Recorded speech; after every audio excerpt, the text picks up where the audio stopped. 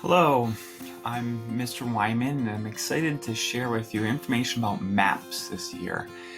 I'm going to read for you this big book, and it is big, it's huge. But in addition to its size, which doesn't really matter here on screen, it is full of really valuable information. It's pretty fun to look at. It's called an atlas. Atlases are books that contain pictures of maps, and usually atlases will show images, maps of the whole world. This is a world atlas. Sometimes there'll be an atlas that will cover only a country, but most atlases that I've seen will give you information about the Earth. Here's the cover of the book. And you can see there are images of flags. And you know what these flags represent is different countries that have homes on Earth. And here's a little preview of the inside of the atlas. So this is the beginning of the atlas. And as you can see, the continents are outlined, and the blue is the water. I don't see a key anywhere on this map, but can you make sense of what's going on here? There are lots of images, and I'm going to provide for you a slideshow also that will make it easier for you to zoom in. Here's the compass rose telling you that this is north, and over here is some text. There's a little bit of text on each page. Have you ever thought about how big our world is and how much there is to discover? Maps tell us the position of places like cities, countries, oceans, rivers, and lakes. They also show us imaginary lines like the equator around the middle of the Earth.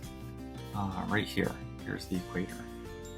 It cuts the Earth right in half, right? But it's just imaginary. It's not actually a line or a road. If you were to travel to these places in Africa or South America, you wouldn't actually see a line. It's just drawn on maps to help us organize our thoughts. Also, there's the Tropics of Cancer and Capricorn. Here's the Tropic of Capricorn and the Tropic of Cancer. The Arctic and Antarctic circles.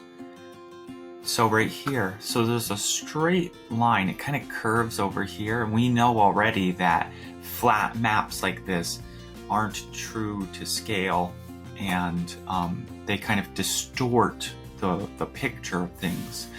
The Antarctic circle is a little more curved down here. But what are these imaginary lines used for? The Arctic and Antarctic circle? It's just to organize our thoughts. The Arctic circle encompasses the land that is in the Arctic, or the coldest region of the world.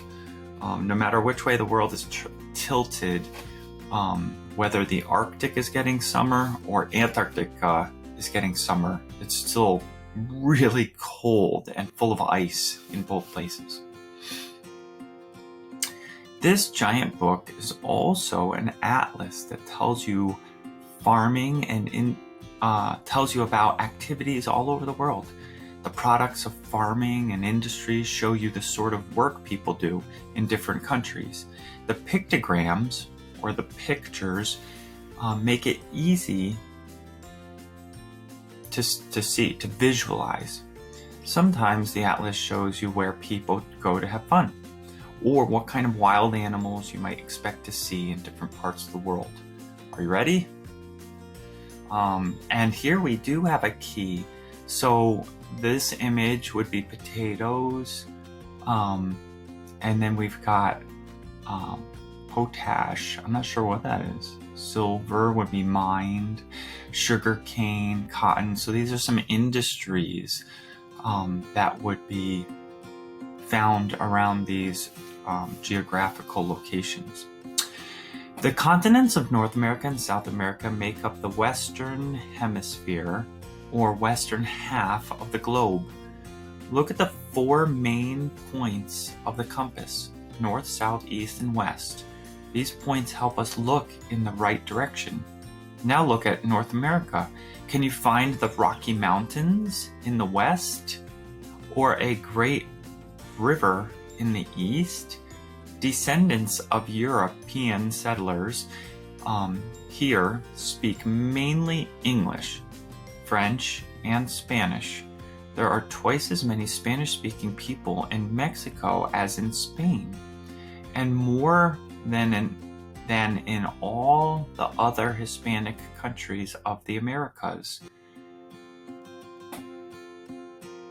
Amerindians from the far north of Canada to the tip of Argentina speak many languages. I've never heard this term. I would say Native Americans. This book is older, and some of this information is probably a little out of date, actually. But it's still fun to look at these pictures, and you can get a lot of information. South America also has high mountains, the Andes, in the west, and a great river flowing east. More water flows down the Amazon than in any other river in the world. Rivers and oceans have always been important routes for exploring and trading. The Americas were discovered by sailors looking for the spices and silks of the Orient. Using their compasses, they sailed west and found an unexpected new world. In Central and South America lived Amerindian peoples, or Native Americans, with unusual cultures. Well, they were unusual to the Europeans, but completely normal to the people who lived there, right? You can still see some of the great temples and statues of the Aztecs, Incas, and Mayas. South America is home to nearly a quarter of the world's animals, many of them living in the great rainforests. And here you have a key with some other images and what they mean. As you look closely at these pictures, you can get a lot of information about these places. And here we have the atlas has zoomed in on North America. It's where we live, and so it's just natural to want to learn even more about this place. So it looks like every single state is outlined. You see the border of the state. That's what these like dash dot lines are. And then you can see the countries that border our country. The United States of America has 50 states, some very big, some quite small. Each one has a state capital, and this star tells us that that would be the capital of the state, and a state flag. We show you a space rocket lifting off from Cape Canaveral, and we also tip our hats to the first powered flight in the world. Can you find it? People are busy mining, racing cars and horses, raising hogs and cattle, growing corn, tobacco, and peanuts, and working in factories.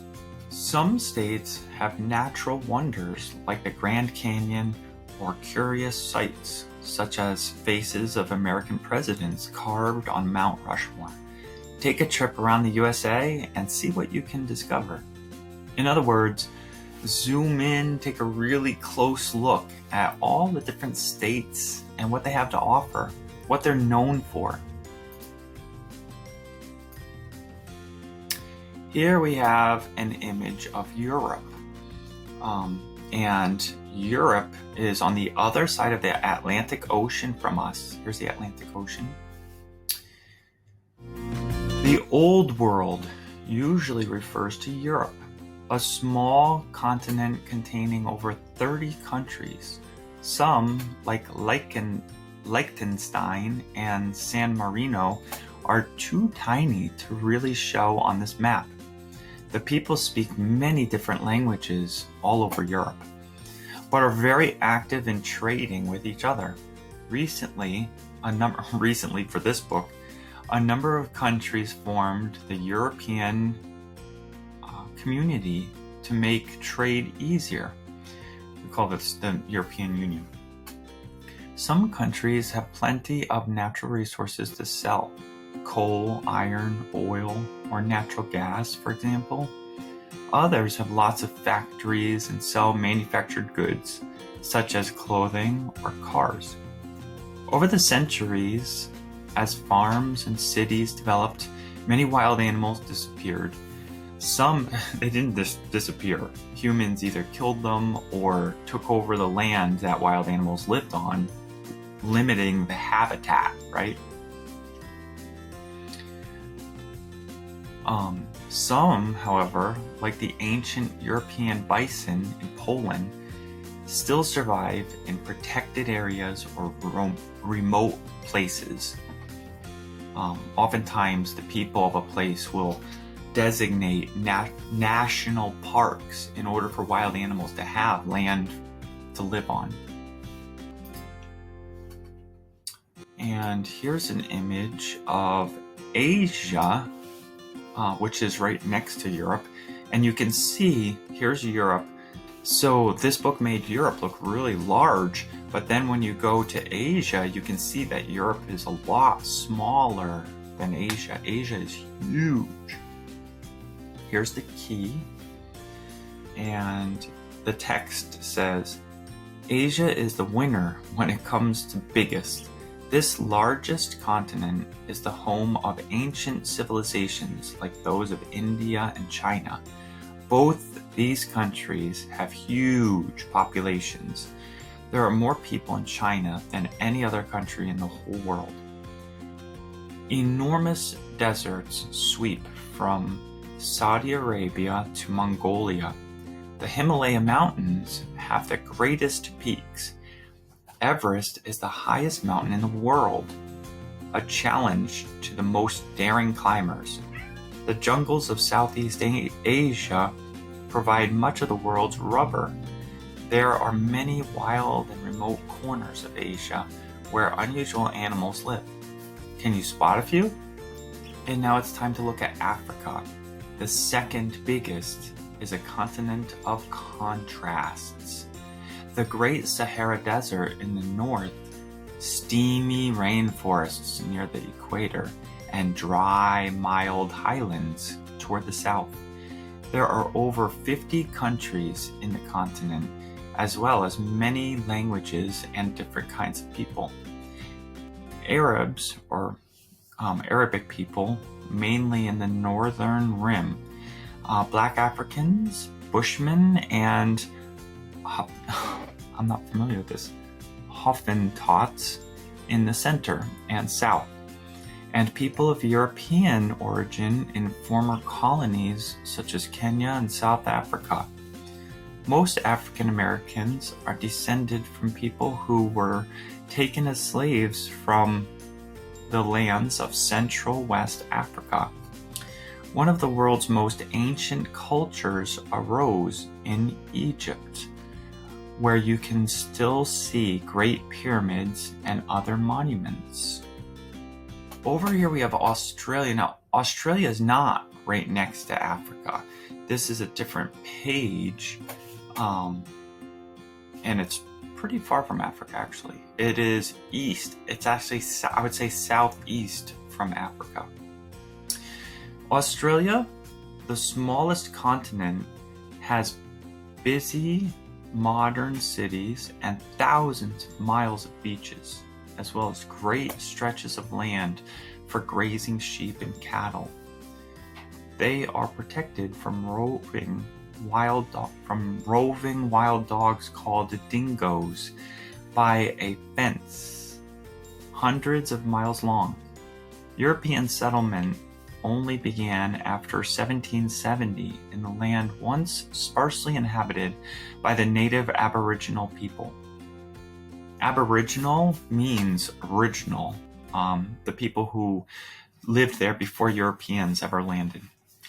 New Zealand is small, but its mild climate and year-round grazing make it one of the world's leading exporters of lamb and dairy products. It has lots of natural gas and water power to provide energy and spectacular mountain scenery and lakes. Papua New Guinea, independent since 1975, still has strong economic ties with Australia. Many warring tribes of primitive farmers inhabit the swamps and dense jungles of the interior. The book here says warring tribes of primitive farmers. However, they aren't exactly known for their warring. They lived here. I read a book all about this called Collapse. And the people of Papua New Guinea lived on this island for like 30,000 years in a civilization that survived that long, which is really remarkable.